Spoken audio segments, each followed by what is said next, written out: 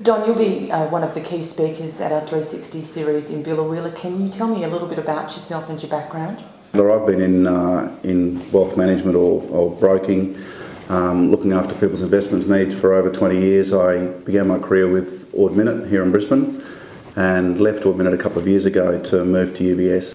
UBS is a big global investment firm. How is that translatable back to primary producers and people on the land? No, thanks, Stacey. I think because of my upbringing, being born and bred at Barcaldine in Western Queensland, the youngest of four boys, so I think I worked out early on that life in the bush, probably that opportunity wasn't for me. So getting a degree in Brisbane and moving into financial services, wealth management or investment, my background, because of my background, I have a lot of rural clients and have had for my entire career. So I'm acutely aware that we can bring, I guess, those global resources, global reach, the research that we offer to, rural individuals, rural clients around investing through their super funds, family trusts, setting up investments as early on as possible, which will help with estate planning, etc. later on in life. Don, what will the main theme of your talk at Biloela 360 be?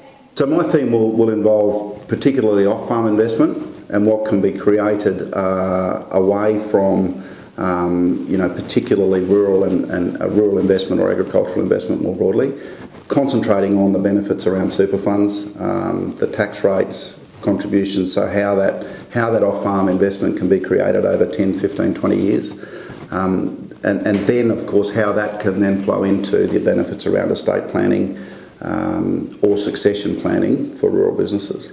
Don, a lot of people are struggling to make ends meet, I guess, in the current rural environment, and when they do make money, they very much like to invest that back into their business and their property.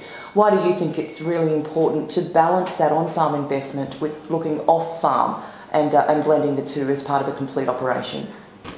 I'm acutely aware that the first thing people will say is that it's, is finding enough excess capital in any financial year or any year to physically invest off farm is the hardest thing.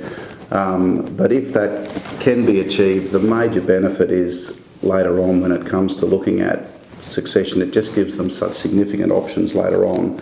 If all investment is continued to pour back into the existing operation, the next door neighbour, by buying them out or expanding the rural businesses, when things do get very difficult and you go through significant drought periods like we are now, options become limited.